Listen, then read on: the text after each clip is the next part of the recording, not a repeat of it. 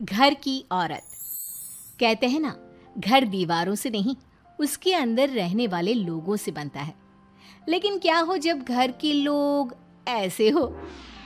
सारा दिन खाती रहती हो, सोती रहती हो, कोई काम नहीं है तुम्हारे पास।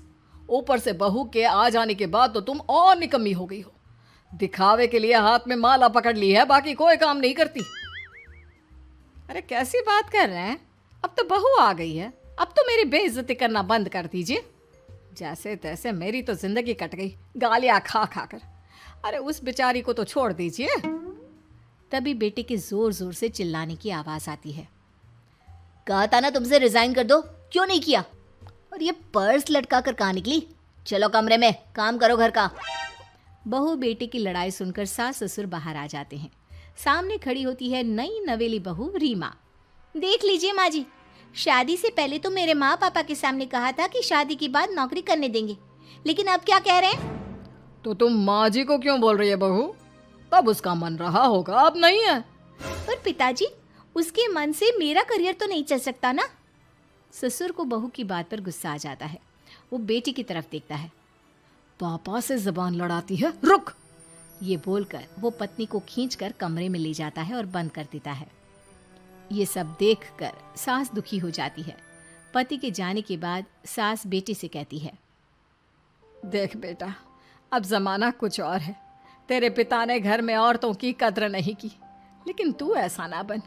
शहर की समझदार पढ़ी लिखी लड़की से शादी की है तूने, उसका ख्याल रखा कर, तमीज से पेश आया कर। जा, बहू को कमरे से बाहर ले आ। लेकिन बेटा नहीं मानता और बहू कमरे में सारा दिन बंद रहती है। शाम को बेटा बाहर जाता है कि सास चाय और बिस्कुट लेकर बहू के कमरे में जाती है। बहू बेटा ये ले, चाय पी ले। रो रो कर कैसी शक्ल बना ली है बेटा। माँ जी, ये कैसे लोग हैं? आप कैसे मैनेज कर रही हैं?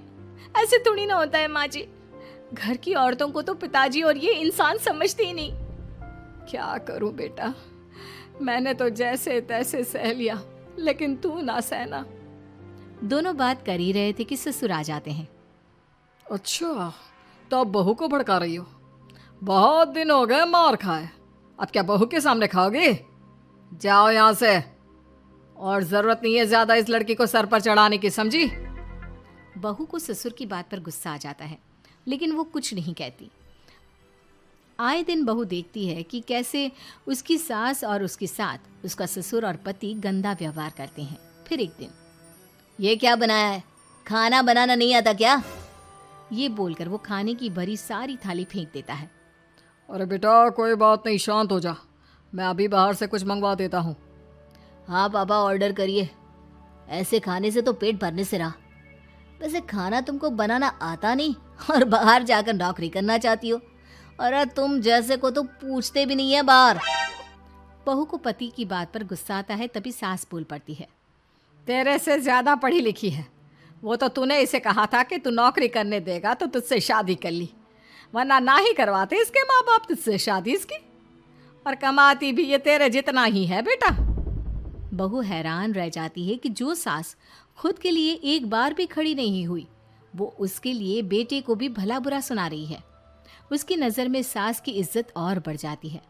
वो सास को देखकर ये सब सोच ही रही थी कि उसके कान में एक जोर से चांटे की आवाज आती है। किसको किसको मार पड़ी? वो देख ही रही होती है कि उसकी नज़र जमीन पर बैठी सास पर पड़ती है। अभी तो धीरे से मारा, फिर जुबान खोली ना तो ऐसा मारूंगा कि कान के पर्दे फट जाएंगे। सास रो रही थी। बेटा और पति वहां से चले जाते हैं। पिताजी अच्छा किया माँ को जोर का चांटा लगाकर, आगे से जबान खोलने से पहले 4 बार सोचेंगी। बड़ी आई। दोनों हंसते हुए वहां से निकल जाते हैं। बहू सास को उठाती है और पानी देती है। मैंने ये दिन रोज देखे हैं बहू, लेकिन तू नहीं सहना। तू अपना जीवन अपने अनुसार जीना। शादी के वक्त मैंने तेरी माँ से बात करने की कोशिश की थी, उन्हें बताया था, लेकिन वो नहीं मानी। बहू सास को पकड़कर रोने लगती है। वो इसलिए नहीं मानी क्योंकि वो मेरी सगी माँ नहीं है।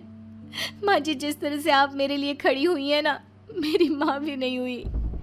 बेटा मैं तेरा भला चाहती हूँ, तू नौकरी इस घर में रहकर तो नहीं कर पाएगी, एक काम कर, इस घर से चली जा, पैसे कमा और खुश रह। माँ जी, हो सकता है कल तक मैं आपके इस फैसले को मान जाती, लेकिन आज नहीं। माँ जी, आप यहाँ इस नर्क को झेले और मैं आपको छोड़कर चली जाऊं?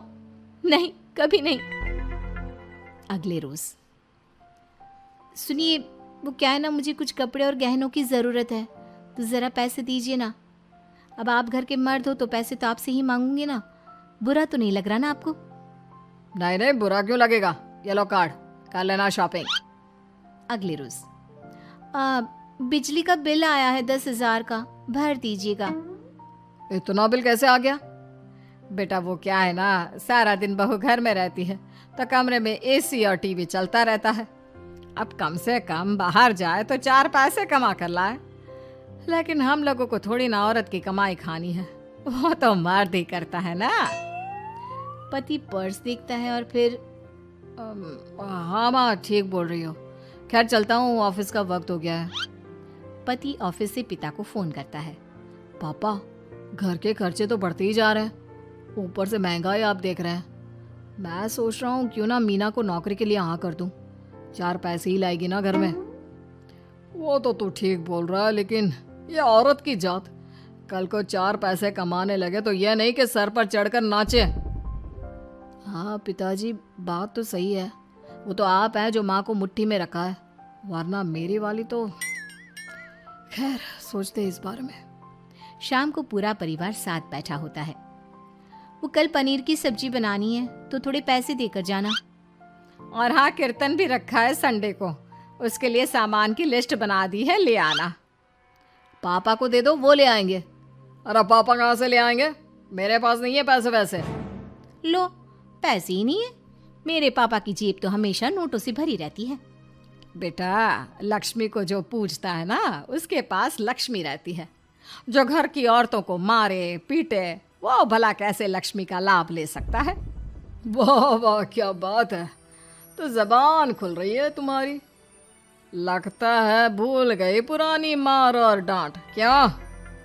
हाँ माँ जी, शांत हो जाइए, मैं नहीं देख सकती आपको मार खाता, और फिर हो सकता है कि मैं आपको बचाने आऊँ तो ये भी मुझे मारे। ठीक है बहू, मैं कुछ नहीं कहती, तू ये लिस्ट बस दे दे, मैं चली आराम करने। फिर अगले रोज, सुनिए जी, वो मायके जाना है, वो क्या है ना, शादी के बाद से गई नहीं, तो ट्रेन की टिकट बुक करवा देना। तो मैं भी तो साथ जाऊंगा ना तुम्हारे। तो ठीक है, फिर फ्लाइट की ही टिकट करवा दीजिए। वो क्या है ना, अच्छा थोड़ी ना लगता है, आप पहली बार मेरे साथ जा रहे हो और हम ट्रेन से चले, ठीक है ना? पति ऑफिस जाता है, जहाँ उसका दोस्त कहता है, अरे क्या हो गया यार, परेशान सा दिख रहा है, तेरी तो नई नई शादी हुई है, भाभी परेशान कर रही है क्या? अरे नहीं यार, तू तो जानता है थोड़ी सी कमाई में घर चलाना मुश्किल हो रहा है, तू कैसे मैनेज करता है यार? कैसे क्या यार, तू जानता है ना मेरी बीवी रिया को, वो टीचर है, फिर घर में ट्यूशन करती है, साथ में बच्चे भी पढ़ लेते हैं। यार, घर नाम की गाड़ी दोनों पहियों के साथ चलने से ही चलती है, वो भी कमाती है और मैं भी, और चल रहा है घर बस। पति को दोस्त की बात समझ में आती है, लेकिन पिता का ज्ञान कैसे भूल सकता था? भाई, कल को सर पर चढ़कर नाचने लगी तो। शाम को घर आता है, जहाँ उसकी बुआ और उसका बेटा बैठे होते हैं। अरे आ गया लल्ला, कैसा थका थका सा लग रहा है, सब ठीक है ना? नमस्ते बुआ, कैसे आना हुआ? कैसा है रमेश? भाई को तो भाई की याद ही नहीं आती। अरे नहीं नहीं भैया, याद नहीं आती तो यहाँ कैसे आता? ये लीजिए मेरी शादी का कार्ड, जरूर आना। पति कार्ड खोलता है। डॉक्टर रश्मि, अरे वाह, तेरी होने वाली बीवी डॉक्टर है। और क्या भैया, आपकी बीवी इंजीनियर तो मेरी डॉक्टर। तभी वहाँ सास आ जाती है। अरे जब घर में ही बिठाना है बेचारी को, तो काहे का इंजीनियर है, तो काम वाली ही, घर का काम करती है और आराम। इतनी पढ़ी लिखी लड़की को घर पर क्यों बिठा रखा है? अरे बहू कहीं झोला छाप डिग्री तो नहीं लेकर आई है? पत्नी की बुराई सुनकर पति को गुस्सा आता है। नहीं बुआ, यूनिवर्सिटी टॉपर है मेरी मीना, और हाँ, बड़ी कंपनी में काम भी करती है। बस शादी के बाद कुछ महीनों की छुट्टी ली थी, अगले हफ्ते से ऑफिस शुरू हो जाएगा। क्यों मीना? तभी ससुर आ जाते हैं। हाँ, लेकिन फिर घर का काम कैसे होगा? और पैसे कमाने लगेगी तो सर पर। पिता की बात पूरी नहीं हुई कि बेटा, सर पर चढ़ने का हक है उसका पापा। पत्नी है वो मेरी, यानी मेरे घर की रानी, और रानियां तो सर का ताज होती है। क्यों मीना? मीना पति की बात सुनकर शर्मा जाती है। वाह बेटा, तू सही समय में समझ गया कि औरतों की इज्जत करने वाले घर में शांति और लक्ष्मी का वास होता है।